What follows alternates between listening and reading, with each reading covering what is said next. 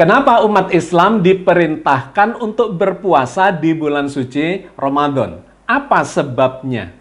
Seorang kawan menjawab bahwa umat Islam diperintahkan berpuasa di bulan Ramadan supaya menjadi lebih bertakwa. Yang lainnya lagi mengatakan bahwa kita diperintahkan untuk berpuasa di bulan Ramadan supaya menjadi lebih sehat. Saya katakan bukan itu penyebab dari turunnya perintah berpuasa di bulan Ramadan. Al-Quran menggambarkan bahwa penyebab turunnya perintah berpuasa di bulan suci Ramadan adalah dikarenakan di bulan ini turun kitab suci Al-Quran. Bagaimana penjelasannya?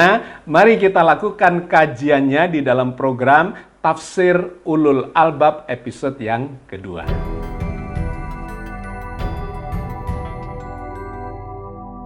Assalamualaikum warahmatullahi wabarakatuh.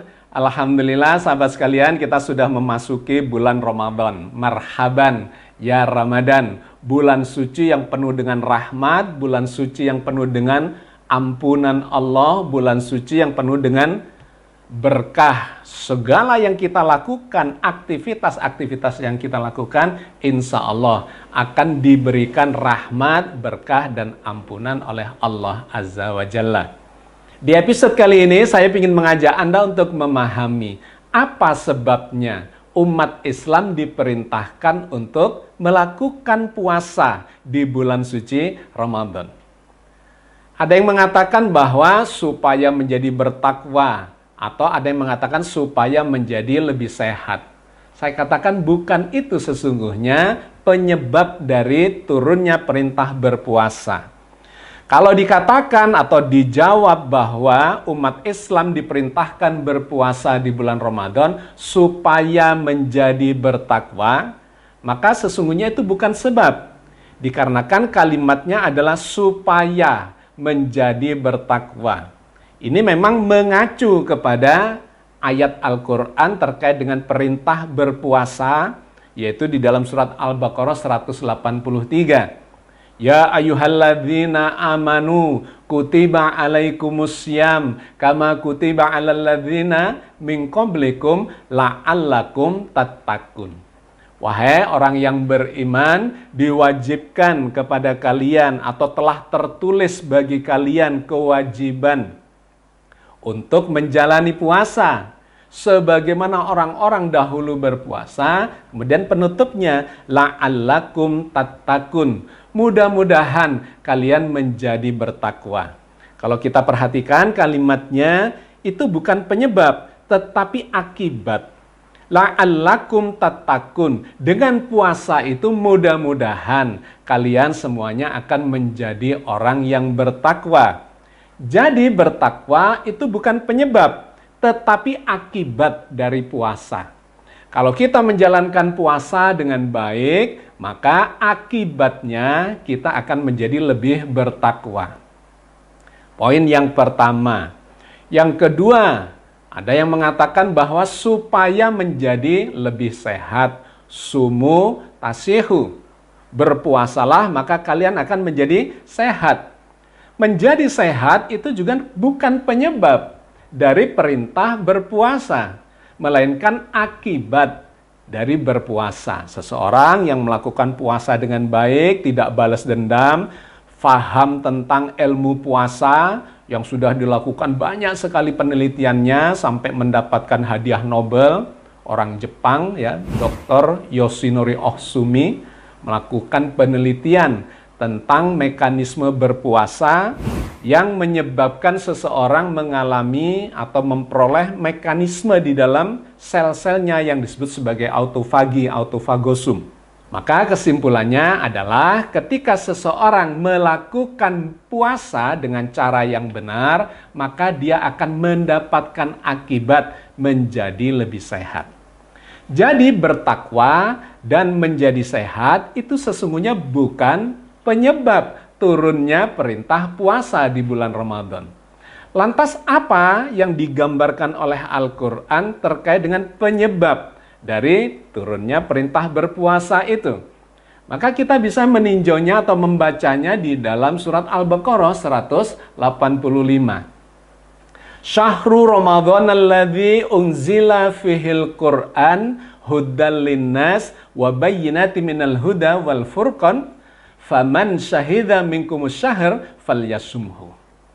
Bulan Ramadan adalah bulan turunnya Al-Qur'an.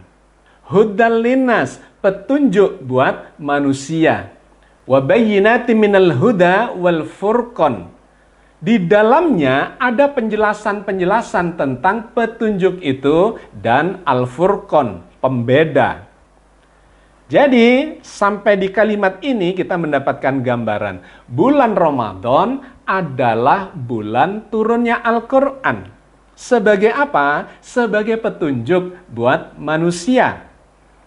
Petunjuk itu dijelaskan di dalam berbagai ayat. Maka dikatakan di dalamnya ada penjelasan-penjelasan terkait dengan petunjuk itu.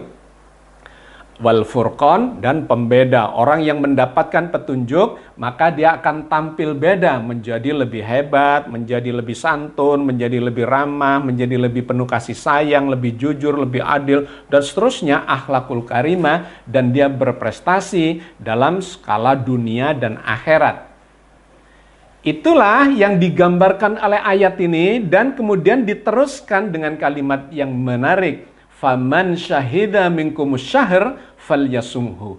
Maka barang siapa berada di bulan itu, hendaklah dia berpuasa. Coba kalimatnya perhatikan. Bulan Ramadan adalah bulan turunnya Al-Qur'an sebagai petunjuk bla bla bla bla. Maka barang siapa berada di bulan itu, hendaklah dia berpuasa. Artinya, dikarenakan di dalam bulan Ramadan ini turun Al-Qur'an, kita diperintahkan untuk berpuasa.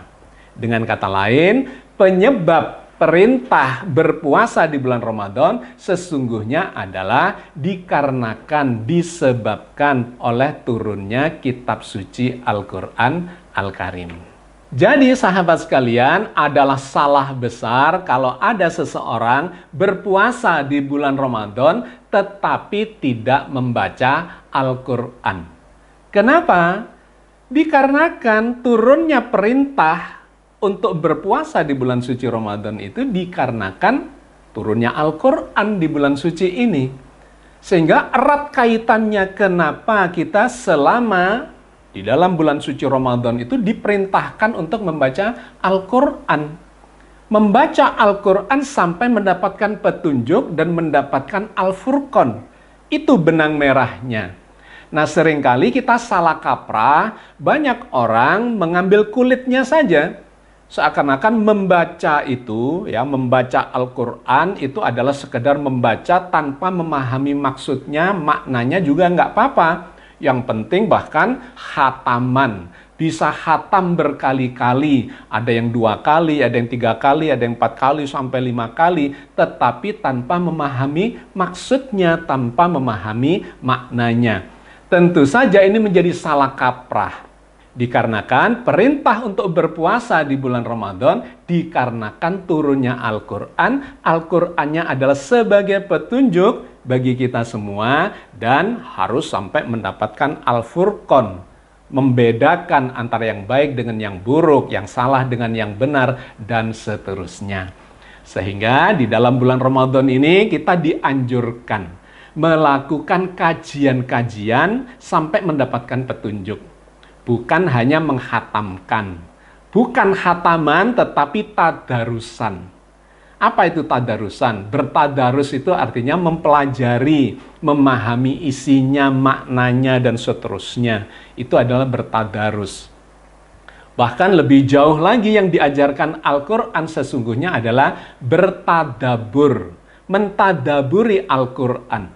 Apa itu tadabur Al-Qur'an? Selain mencoba mengkaji, membahas, kemudian memahami, mempelajari, kita juga diperintahkan untuk mengeksplorasi.